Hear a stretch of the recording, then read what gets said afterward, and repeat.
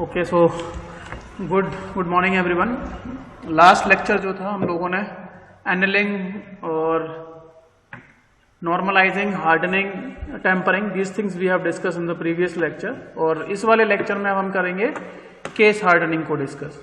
Case hardening का मतलब है सिंपली आपको जो सरफेस है वो पूरी हार्ड नहीं करनी है। You have to hard the outer surfaces only, as in case of gears. अगर आप गियर की बात करेंगे, कैम्स की बात करेंगे, जैसे आपके पास कैम अवेलेबल है, मान लीजिए आपके पास कैम है, तो होता क्या है कि ये फॉलोवर इसके ऊपर रहेगा, चाहे रोलर फॉलोवर हो चाहे कोई भी फॉलोवर होगा, ये दोनों सर्फेसेस जो होंगी वो आपस में कांटेक्ट में रहती हैं ज्यादातर। बीच वाली सर्फेसेस से हमें कोई भी मतलब नहीं होता है। तो हम करते क्या है कि जो आउटर सर्फेसेस है उस आउटर सर्फेसेस को ही हार्ड करते हैं, अंदर वाली सर्फेसेस को हार्ड नहीं करते हैं। ठीक है, तो आउटर सर्फेसेस को हम हार्ड करेंगे जिससे कि इसकी हार्डनेस बढ़ जाएगी, और अंदर वाली सर्फेसेस अभी भी सॉफ्ट है, डक्टाइल है, और ये अंदर वाली सरफेस क्या करेगी, it will be absorbing the vibrations. ये वाइब्रेशंस जो होंगे उन वाइब्रेशंस को अब्सॉर्ब करेंगी, तो ये वाइब्रेशन अब्सॉर्बेंस का काम इसी का रहेगा। शॉक जो होंगे उन शॉक्स को रजिस्ट करने का काम भी इंटरनल सर्फेसेस का होगा, जबकि आउटर सर्फेसेस होगी वो हार्ड होगी, जो कि एग्जैक्टली दूसरी सर्फेस के कॉन्टेक्ट में रहेगी। ठीक है, तो अगर आपको सिंपली अगर इसका कोई एक डायग्राम ड्रॉ करना हो रहेगा तो आपको एक सिंपल डायग्राम में क्या करना पड़ेगा, एक सिंपल आपको कोई भी एक सरफेस बना देनी है, इस तरीके से गोल सरफेस बना देनी है, और यहां पर क्या करना है आपको, इसके एजेस, पूरी सरफेस नहीं, आउटर एजेस जो हैं यहां पर छोटे छोटे डॉट्स बना देंगे, इस टाइप की सरफेस बना देंगे। तो ये जो सरफेसेस है, ये अंदर वाली सरफेस है वो जो सॉफ्ट है अभी, और बाहर वाली जो सरफेस है वो हार्ड है। ठीक है, तो ये अंदर वाली सरफेसेस सॉफ्ट है, इसीलिए ये शॉक को एब्जॉर्ब करेगा। अगर कहीं शॉक वगैरह जनरेट हो रहे हैं तो उन शॉक्स को एब्जॉर्ब करेगा, जबकि बाहर वाली जो सरफेस है it is hard in nature. इसका डायग्राम इस वाले बुक में नहीं है, लेकिन आपको इस तरीके से डायग्राम बनाना है। तो external surfaces is making hard, this external surfaces is making hard. ठीक है, समझ में आ गया कि नहीं? बाहर वाली सरफेस आपकी हार्ड हो जाएगी और अंदर वाली सरफेसेस अभी भी सॉफ्ट है, डक्टाइल है आपके पास, और टफ है, जो कि पर्टिकुलर ऑपरेशन के टाइम पे जो भी वाइब्रेशंस हो रहे हैं उन वाइब्रेशंस को क्या करेगा, एब्जॉर्ब करेगा। Now I am going to discuss first one. If I am telling you that case hardening is a procedure और produces a hardened case or surfaces over a tough or shock resistant core। अगर आपके पास कोई shock resistant core है, उस core की outer surfaces को hard करना केवल, ना कि पूरी सरफेस को। अगर मेरे पास कोई एक वर्टिकल ब्लॉक है, जैसे ये वाला ब्लॉक है, अगर मैं इस ब्लॉक को पूरा का पूरा हार्ड करता हूं, इंटरनल लेयर्स तक पूरा अगर हार्ड कर रहा हूं, तो वो मेरी कौन सी होगी, हार्डनिंग। हार्डनिंग अगर मैं करूंगा तो पूरी की पूरी अंदर वाली सरफेसेस तक, पूरी की पूरी जो सरफेस है आपका मटेरियल है, पूरा का पूरा अंदर तक हार्ड होता है और यूनिफॉर्मली हार्ड होता है। ये होता है आपका केवल हार्डनिंग वाले केस में। हार्डनिंग में क्या होता है, आपकी पूरी सरफेसेस, इंटरनल सरफेसेस पूरी की पूरी हार्ड होती है, जबकि केस हार्डनिंग में हमें केवल और केवल केस हार्ड करना होता है। हार्डन्ड केस चाहिए, we require hardened case. Hardened case, case का मतलब सरफेस, आउटर सरफेस। जो आउटर सरफेस है हमें केवल उसी को हार्ड बनाना है, अंदर वाली सरफेसेस से कोई मतलब नहीं है। तो ये केस होगा, दिस इज केस हार्डनिंग। ठीक है, केस हार्डनिंग समझ में आ गया? Yes, is it clear? Yes sir. तो केस हार्डनिंग में क्या करते हैं, हमें पूरी हार्डनिंग नहीं करनी होती है, केवल आउटर सर्फेसेस जो होती हैं वही हार्ड करनी होती है। This process is required in a number of objects like in the gears, because whenever we are using gears, only external surfaces comes in contact with the other part. So wear and tear is taking place at the outer surfaces, hence we want to increase the hardness of the outer surfaces only, as in case of the gears. Ball bearings, obviously ball bearings are the same case. Shaft, cam shafts, these are also the applications of case hardening, where we want to increase the hardness of the outer surfaces of the metal only, not the total surfaces. Okay, so to provide wear resistant faces to the interior part, while the other part is soft and ductile in nature, which will absorb any shock. ठीक है, तो आपको ये लिखना है कि बाहर वाली सरफेसेस क्या करेंगी, आपकी हार्ड हो जाएंगी, जिससे कि वो वियर एंड टियर को रेजिस्ट करेंगी, जबकि जो अंदर वाली सरफेस होगी मेटल की उसको हम हार्ड नहीं करते हैं, वो डक्टाइल और शॉक रेजिस्टेंट रहता है, क्योंकि जब भी अगर पावर का ट्रांसमिशन होता है तो कोई भी शॉक अगर जनरेट होगा वो शॉक इंटरनल सर्फेसेस द्वारा कैरी किया जाएगा। ठीक है, तो ये पॉइंट्स में आपको लिखना है इजीली, और जो डायग्राम मैंने अभी आपको बताया था वो डायग्राम आपको बना देना है। ठीक है, चलिए अब देखो जो केस हार्डनिंग होती है वो 2 स्टेजेस में होती है, stages of case hardening. Methods of case hardening अलग होता है, स्टेजेस ऑफ केस हार्डनिंग अलग होता है। तो पहले देख लेते हैं कितनी स्टेजेस होती हैं केस हार्डनिंग की। तो केस हार्डनिंग की पहली स्टेज होती है आपकी कार्बोराइजिंग, और दूसरी स्टेज होती है आपकी हार्डनिंग। तो कार्बोराइजिंग क्या होता है? कार्बोराइजिंग में जनरली हमारे पास जो लो कार्बन की सर्फेसेस होती है, carbon is diffuse into low carbon steel surfaces by process of diffusion from carbon monoxide gas at a temperature of 870 degree centigrade to 950 degree centigrade. Suppose मान लिया मैंने ये माना कि ये मेरे पास क्या है, it is low carbon steel, है ना। हमारे पास क्या है, लो कार्बन स्टील है, ये वाली लो कार्बन स्टील, मतलब कार्बन का कंटेंट इसमें कम है।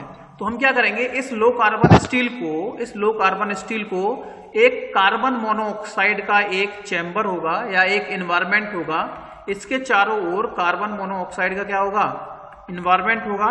और जब इस मेटल को हम लगभग इस पर्टिकुलर गैस को 870 से 950 डिग्री सेंटीग्रेड तक आप इस मेटल को हीट करेंगे, या इस अरेंजमेंट को या इस सेटअप को हीट करेंगे, तो क्या होगा, इस कार्बन मोनोऑक्साइड में से कार्बन क्या करेगी, इस लो कार्बन स्टील के अंदर डिफ्यूज होना स्टार्ट हो जाएगी। और जैसे डिफ्यूज होगी तो कार्बन के मॉलिक्यूल्स क्या होंगे, इस लो कार्बन स्टील के आउटर सरफेसेस जो होगी उसमें जाकर के बैठने लगेंगे। ठीक है, समझ में आ रहा है कि नहीं? हेलो, ठीक है। तो ये कार्बन मोनोऑक्साइड का जो चैम्बर होगा उसमें से कार्बन के मॉलिक्यूल्स इस लो कार्बन स्टील में क्या होना होगा, डिफ्यूज होना स्टार्ट हो जाएंगे, और इसकी आउटर सरफेस जो होगी वो लो कार्बन स्टील से एक तरीके से आप बोल सकते हो हाई कार्बन स्टील में कन्वर्ट हो जाएगी। और आपको पता है जैसे जैसे कार्बन की परसेंटेज अगर आप इसमें ऐड कर रहे हो तो मटेरियल आपका कैसा होता जाता है, हार्ड होता जाता है। समझ में आया क्या हो रहा है? पहली स्टेज में क्या हो रहा है, ये वाली स्टेज समझ में आ गई कि नहीं? यस सर, समझ में आ गया ना। तो वही है पहली स्टेज कार्बोराइजिंग। कार्बोराइजिंग में क्या करते हैं कि जो आपकी लो कार्बन स्टील होती है उस लो कार्बन स्टील की सरफेस को हम क्या करते हैं, कार्बन मोनोऑक्साइड का जो एक एनवायरमेंट होता है उसमें होल्ड करते हैं, और इसको 870 से 950 डिग्री सेंटीग्रेड तक हीट करेंगे। हीट करने से क्या होता है, वो ऑक्सीजन जो कार्बन डिकम्पोज हो जाएगी और डिफ्यूज होना स्टार्ट हो जाएगी किसके अंदर, प्लेन कार्बन स्टील के अंदर, सॉरी लो कार्बन स्टील के अंदर। और जैसे ही वो उसके अंदर इनबिल्ट होगी तो आपका मटेरियल जो हो जाएगा वो हार्ड हो जाएगा। When the hot metal is quenched in the outer surfaces hardens whereas the core being low carbon steel remains soft and ductile। मतलब वही है, ऐसा करने से क्या होगा, जो आउटर सरफेस होगी मटेरियल की ये वाली तो हार्ड हो जाएगी, जबकि अंदर अभी भी आपका क्या है, लो कार्बन स्टील। अंदर लो कार्बन स्टील होगा और बाहर अभी आपका लो से मीडियम या हाई कार्बन स्टील में कन्वर्ट हो गया होगा, क्योंकि because the carbon has diffuse from the carbon monoxide into the low carbon steel. ठीक है, चलिए तो इसमें ये डायग्राम आपको बनाना है, इस बुक में डायग्राम नहीं है, लेकिन जो मैं आपको बना के दिखा रहा हूं यहां पर वो बनाना है आपको। ठीक है, इज इट क्लियर? तो जैसे ही आपने कार्बन डिफ्यूज किया आपकी सरफेस कैसी हो जाएगी, हार्ड हो जाएगी। ठीक है, चलिए तो आपकी केस हार्डनिंग प्रोसेस हो गया। अब ये जो कार्बोराइजिंग प्रोसेस है, कार्बोराइजिंग क्या है, it is the process to just increasing the carbon content. Carburizing एक ऐसा प्रोसेस होता है जिसमें हम क्या करते हैं, कार्बन कंटेंट को दूसरे मटेरियल के अंदर डिफ्यूज करते हैं। अब कार्बन कंटेंट को डिफ्यूज करने के कई सारे मेथड हैं, उसमें पहला जो मेथड है आपका वो है पैक कार्बोराइजिंग। ये मेथड याद रखने हैं, इंपॉर्टेंट है। First method is pack carburizing, second is liquid carburizing, third is gas carburizing. तो these are the methods of carburizing. Carburizing क्या प्रोसेस होता है कि जब आप लो कार्बन स्टील के अंदर कार्बन को डिफ्यूज कर रहे हो तो वो कार्बोराइजिंग प्रोसेस आपका रहेगा। अब पैक कार्बोराइजिंग में क्या होता है, जैसे आप देख लो कोक इसमें रहता है, ये आप देख रहे हो, ये एक चैम्बर दिख रहा है आप लोगों को, ये चैम्बर दिख रहा है। तो इस चैम्बर में क्या होता है, जैसे मान लिया कि मुझे ये कार्बोराइजर होता है आपके पास, तो ये बीच में आपको ब्लॉक दिख रहे हैं ना, ब्लॉक दिख रहे हैं, ये ब्लॉक कुछ नहीं है, ये वो मेटल है, लो कार्बन स्टील समझ सकते हो अगर हम लो कार्बन स्टील की बात करेंगे। ये लो कार्बन स्टील के मेटल जो हैं वो हम लोगों ने अंदर फिल कर दिए हैं इसके अंदर, इस बॉक्स के अंदर। ठीक है, और इस बॉक्स के अंदर जैसे हमने फिल किया इसके चारों ओर कोक भर दिया है, कोयला वगैरह भर दिया है। कोयला वगैरह भर के हमने क्या कर दिया, इसको पैक कर दिया एकदम इस चैम्बर को, ऊपर से फायर के लिए लगा दिया। अब हम इसको हीट करना स्टार्ट करेंगे। तो हीट करने से क्या होगा, जो कोक में से कार्बन निकलेगा और लो कार्बन स्टील के अंदर डिफ्यूज होना स्टार्ट हो जाएगा। ठीक है, और जैसे ही डिफ्यूज होना स्टार्ट होगा आपकी सरफेस कैसी हो जाएगी, हार्ड हो जाएगी। तो this is the pack carburizing method. जो मैंने बोला है बस वही लिखा होगा इसमें, टेम्परेचर वगैरह देख लो, मैं बता रहा हूं क्या है। ये अभी जो मैंने बताया वो समझ में आ गया ना, क्या बताया मैंने आप लोगों को। आयरन पार्ट्स, उन आयरन पार्ट्स को which are to be carburize are place in a heat resistant box made of cast iron और स्टील। ये बॉक्स था कास्ट आयरन और स्टील का, एक मिनट दिखा देता हूं। ये बॉक्स था आपके पास, ठीक है। इसके बाद क्या होता है, इस बॉक्स में क्या होता है, this box contains the mixture of carbonaceous material like charcoal हो गया, वुड हो गया, कोक हो गया, लेदर, केयर्ड लेदर जो होता है, इन सारी चीजों को इसके अंदर, या कुछ भी डाल दो, कोक डाल सकते हो, चारकोल डाल सकते हो, वो सारी चीजें हम लोगों ने इसके अंदर डाल दी। इसके बाद इस बॉक्स को हम प्रॉपरली तरीके से सील कर देते हैं, properly sealed and then gradually heated in the furnace at a temperature range of 900 degree to 950 degree centigrade. उतने टेम्परेचर तक हम इसको हीट कर देते हैं, slightly above the critical range, critical range से थोड़ा सा ऊपर। The box is then held at the temperature for 3 to 4 hours, 3 to 10 hours, 3 से 10 घंटे तक हम इसको होल्ड करते हैं। जिससे क्या होता है कि जो आयरन पार्ट होता है या जो भी लो कार्बन स्टील जो भी है हमारे पास, उसके अंदर जो होता है वो कार्बन एब्जॉर्ब हो जाता है, ठीक है, to required to till the required depth, and the outer surfaces are then converted into the high carbon steel। ठीक है, जो मैंने अभी बताया था same thing is written over there, यहां पर वही लिखा है। ठीक है, जितनी रिक्वायर्ड डेप्थ तक आपको हीट करना है उतनी रिक्वायर्ड डेप्थ तक आप उसको हीट करेंगे, जिससे कि आपकी जो आउटर सरफेसेस होंगी, ये वाली, इसकी बाहर वाली जो सरफेस होंगी वो हाई कार्बन स्टील में कन्वर्ट हो जाएंगी, हाई कार्बोनेटेड हो जाएंगी। इसके बाद इस मेटल को हम स्लोली कूल करेंगे बॉक्स के अंदर और देन फाइनली रिमूव कर लेंगे, जिससे कि आपका जो कार्बन है इसके अंदर, मटेरियल के अंदर आपका डिफ्यूज हो जाएगा। ठीक है, और आपका मटेरियल कैसा हो जाएगा, हार्ड हो जाएगा। The metal piece is again reheated slightly above its critical point, above nearly 950 degree centigrade, and then quench in the oil water और then grind to refine the structure. इसके स्ट्रक्चर को refine करने के लिए हमें दोबारा से एनीलिंग टाइप का प्रोसेस करना पड़ेगा। And then the material piece is again reheated to this temperature and then quench to increase the harden case. बाकी ज्यादा नहीं लिखना है आपको, बाकी ज्यादा कुछ नहीं लिखना है। क्या करना है, ये सिंपल ब्लॉक जो आपको है उस ब्लॉक को ही एक्सप्लेन करना है, एक ब्लॉक बना देना है। वो कार्बोनेसियस मेटल होते हैं जिसको आपको कार्बन कंटेंट जिसके अंदर एडअप करना होगा।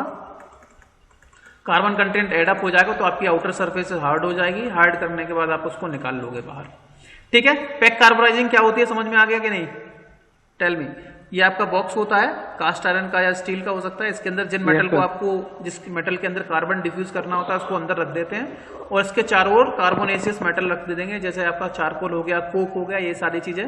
फिर इसको 900 से 950 डिग्री सेंटीग्रेड तक हीट करेंगे। हीट करने से क्या होगा, जो कोक के अंदर कार्बन कंटेंट है वो इसके अंदर डिफ्यूज होना स्टार्ट हो जाएगा और ये वाली जो सर्फेसेज है वो आपकी आउटर सर्फेसेज जो होंगी वो कार्बन रिच हो जाएगी। मतलब एक तरीके से बोल सकते हैं it will be high carbon content. और हाई कार्बन कंटेंट जैसे कार्बन परसेंटेज आपको पता है कि जैसे कार्बन कंटेंट हम ऐड करते हैं तो आपका मटेरियल कैसा हो जाता है, हार्ड हो जाता है। This is the first method. Second method में क्या होता है, वो आपका लिक्विड मेथड है, लिक्विड कार्बोराइजिंग है। तो ये भी एक तरीके से सेम ही मेथड है जिस तरीके से पैक कार्बोराइजिंग होता है, बस इसमें जो मीडियम होता है वो लिक्विड मीडियम होता है। ठीक है, liquid medium is used in place of the carbonaceous material. अभी तक हम लोगों ने इससे पहले वाले में जो पैक कार्बोराइजिंग था उसमें सॉलिड मेटल यूज किया था, जैसे कोक हो गया, लेकिन दूसरे वाले केस में लिक्विड कार्बोराइजिंग में हम लिक्विड मीडियम यूज करेंगे। अब लिक्विड मीडियम में क्या होता है, जिसमें आपका सोडियम कार्बोनेट हो गया, ठीक है, सोडियम कार्बोनेट का मीडियम हो गया, सोडियम क्लोराइड मीडियम हो गया एंड सिलिकॉन कार्बाइड। इस सॉल्ट बाथ के अंदर, इस मोल्टन सॉल्ट के अंदर, molten salt of sodium carbonate इसमें होता है, सोडियम क्लोराइड और सिलिकॉन कार्बाइड। इसके एक तरीके से इस चैम्बर में या इस मीडियम में हम क्या करते हैं, उस मटेरियल को रख देते हैं जिसकी हमें हार्डनिंग करनी होती है। ठीक है, तो इसमें लिक्विड बाथ किसका होता है, that contains sodium carbonate, sodium chloride and silicon carbide. Sufficient time तो हम उसको होल्ड करेंगे और 840 से 920 डिग्री टेम्परेचर तक हीट करेंगे। हीट करने से क्या होता है, उसमें से जो कार्बन का कंटेंट होता है वो मटेरियल के अंदर डिफ्यूज हो जाता है, और डिफ्यूज होने के बाद क्या करते हैं, तो the component is then remove from the bath and then quenched in oil water और brine to increase its hardness. तो वही है, बस मीडियम चेंज हो गया है। इससे पहले हम सॉलिड मीडियम यूज कर रहे थे, इसमें लिक्विड मीडियम यूज कर रहे थे। लिक्विड मीडियम में आपका सोडियम क्लोराइड हो गया, सोडियम कार्बोनेट हो गया। इस मीडियम को हम क्या करेंगे, इसके बाद में हम उसको डिप कर देते हैं। इसके एडवांटेजेस क्या है लिक्विड कार्बोराइजिंग के? लार्ज डेप्थ ऑफ पेनिट्रेशन इसमें पॉसिबल होता है, वेरी लो डिफॉर्मेशन होता है कंपोनेंट का, यूनिफॉर्म हीटिंग होती है और इजीली कार्बोराइज हो जाता है आपको material for a wide range of properties. ठीक है। तीसरा जो मेथड है आपका that is gas carburizing, solid, liquid और गैस, तीसरी कार्बोराइजिंग ये है। तो गैसियस देखो दूसरे वाले का डायग्राम आप बना सकते हो, इजीली बना सकते हो कि नहीं? दूसरे वाले के डायग्राम में क्या करोगे, ये आपका मेटल पीस रख दोगे यहां पर, ठीक है, जिसको आपको वो करना है, कार्बोराइज करना है।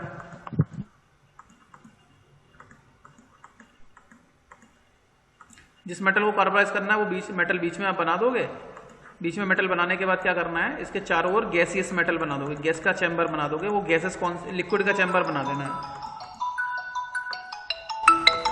एक मिनट होल्ड।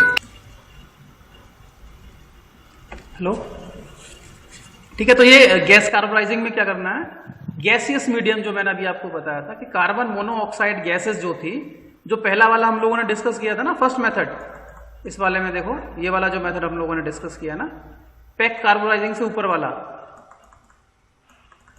ये वाला, ये डिस्कस किया था ना, in carburizing carbon is diffuse in this one carbon minus. तो ये वाला जो मेथड था पहला वाला, जिसमें कार्बन मोनोऑक्साइड का एक हम वो बना लेते हैं, एनवायरमेंट बना लेते हैं और मेटल को वहीं रख देते हैं। तो ये पहला, ये जो मेथड है हमारा, वो गैस कार्बोराइजिंग का मेथड है। ठीक है।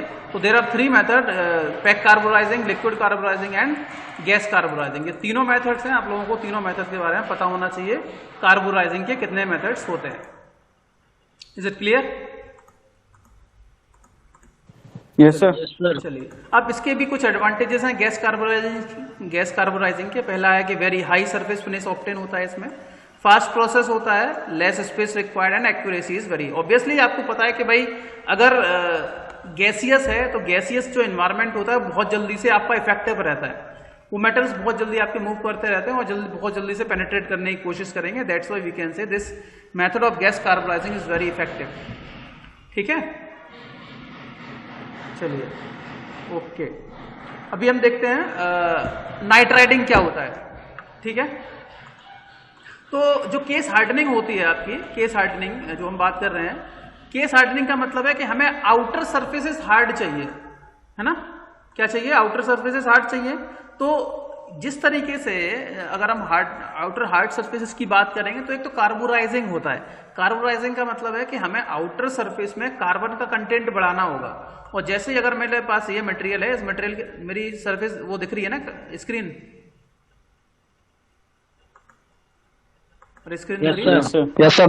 इसमें मैं पहले क्या ऐड कर रहा था, कार्बन ऐड कर रहा था, है ना? तो कार्बन जब ऐड कर रहा था तो आपकी सरफेस कार्बन ऐड करने से क्या हो रही थी, हार्ड हो जा रही थी, इसके अंदर कार्बन डिफ्यूज कर रहे थे हम लोग। लेकिन अब हम क्या करेंगे, अब हम इसमें कार्बन की जगह पर क्या ऐड करेंगे, नाइट्रोजन। कार्बन के मॉलिक्यूल्स ऐड ना करके हम क्या करेंगे, नाइट्रोजन डिफ्यूज करेंगे। और जब नाइट्रोजन डिफ्यूज हो जाएगा तो आपकी सरफेस नाइट्रोजन के डिफ्यूज होने से भी हार्ड हो जाएगी। ठीक है, due to the diffusion of the nitrogen in the outer surfaces of the metal, the surfaces will be hard. आपकी सर्फेसेस कैसी हो जाएंगी, हार्ड हो जाएंगी। तो देखते हैं कि इसमें क्या हो रहा है। It is defined the process, night riding का मतलब है नाइट्रोजन डिफ्यूज करना, increasing the content of nitrogen in the metal और steel. So it is defined as a process in which steel surface is saturated or hardened with nitrogen by holding it in the atmosphere of ammonia for a long period in the temperature range of 480 to 650 degree centigrade in an electric furnace. Electric furnace होगा, उस electric furnace में हम ammonia का chamber बना देंगे। और ammonia का chamber जैसे ही बनेगा, जैसे मान लिया ये आपका अमोनिया का है, अमोनिया का एनवायरमेंट है, NH3 का एनवायरमेंट है। ठीक है, ये अमोनिया का एनवायरमेंट है, ये मेटल वो है जिस मेटल की आपके सरफेस को हार्ड करना है। तो ये जब सरफेसेस हार्ड होनी है तो ये मेटल से नाइट्रोजन इसके अंदर डिफ्यूज होना स्टार्ट हो जाएगी। ठीक है, ये नाइट्रोजन इसके अंदर क्या होना हो जाएगा, डिफ्यूज होना स्टार्ट हो जाएगा। तो नाइट्रोजन जैसे डिफ्यूज हुआ, बहुत जिसमें मटेरियल को हम लगभग इतने टेम्परेचर तक हीट करेंगे, नाइट्रोजन डिफ्यूज हो जाएगा। तो आपका मेटल जो है वो ऑटोमेटिकली एक्सटर्नली हार्ड हो जाएगा। ठीक है, क्लियरली समझ में आ गया? ठीक है, कार्बोराइजिंग में क्या कर रहे थे हम लोग, कार्बन का कंटेंट बढ़ा रहे थे, जबकि नाइट्राइडिंग में नाइट्रोजन का कंटेंट बढ़ाएंगे, जिससे कि आपकी सरफेस क्या हो जाएगी, हार्ड हो जाएगी। बस कुछ नहीं है, कार्बन की जगह पर नाइट्रोजन ऐड करना है। Is it clear? तो ये nitrogen generated from the ammonia, ammonia से नाइट्रोजन जनरेट होगी, जो कि बाद में आपकी स्टील की सरफेस में एंटर हो जाएगी और एक बहुत हार्ड नाइट्राइड फॉर्म हो जाएगा। उससे क्या फॉर्म हो जाता है, नाइट्राइड फॉर्म हो जाएगा, जो कि हार्ड सरफेस को हार्ड करने में हेल्पफुल रहता है। ठीक है, चलिए, आई थिंक यहां तक कोई दिक्कत नहीं है किसी को? नाइट्राइडिंग क्या होता है समझ में आ चुका है? No sir. नहीं आया? Yes sir. अरे नहीं आया नाइट्राइडिंग? सौरभ भाई, सौरभ आ गया समझ में सर। अच्छा, इसकी एडवांटेजेस हैं, it is readily respond to heat treatment, scaling और क्रैकिंग इसमें होती नहीं है, सरफेस आपकी can resist corrosion action and economic for mass production. ठीक है, ये नाइट्राइडिंग जो प्रोसेस है वो भी केस हार्डनिंग का ही एक एग्जांपल है, कि या तो आप कार्बन कंटेंट ऐड कर दो उसके अंदर या नाइट्रोजन ऐड करवा दो, दोनों ही मेथड जो है आपके वो सही है। इसके बाद एप्लीकेशन की बात करेंगे तो ऑटोमोबाइल इंजन पार्ट्स की केस हार्डनिंग के लिए होता है, बॉल एंड रोलर बियरिंग में भी यूज होता है, मैंड्रिल एंड ड्राइंग डाइज, इन सभी में ये यूज होता है। ठीक है, तो ये है बेसिकली इसके एप्लीकेशंस। ठीक है, अब अगली प्रोसेस है जो कि केस हार्डनिंग की है, वो है साइनाइडिंग। साइनाइडिंग का मतलब है कार्बन एंड नाइट्रोजन। पहले हमने कार्बन ऐड किया, फिर हमने नाइट्रोजन ऐड किया, अब हम दोनों चीजों को डिफ्यूज कर रहे हैं, carbon as well as nitrogen. ठीक है, तो जब हम दोनों चीजों को डिफ्यूज कर रहे हैं तो वो साइनाइडिंग प्रोसेस हो जाएगा। तो साइनाइडिंग एक ऐसा प्रोसेस होता है in which nitrogen and carbon are added to the surface of steel by immersing it in the molten cyanide bath maintain at a temperature of 850 and 950 degree centigrade. Is it clear? तो कुछ नहीं करना, पहले हमने कितना किया, yes, पहले हमने कार्बोराइजिंग किया जिसमें कार्बन के कंटेंट ऐड किए, फिर हम लोगों ने नाइट्राइडिंग किया, नाइट्रोजन कंटेंट ऐड किया, अब साइनाइडिंग किया। साइनाइडिंग में कार्बन और नाइट्रोजन दोनों के मॉलिक्यूल्स को हम सरफेस में हम क्या करवा रहे हैं, ऐड करवा रहे हैं। ठीक है,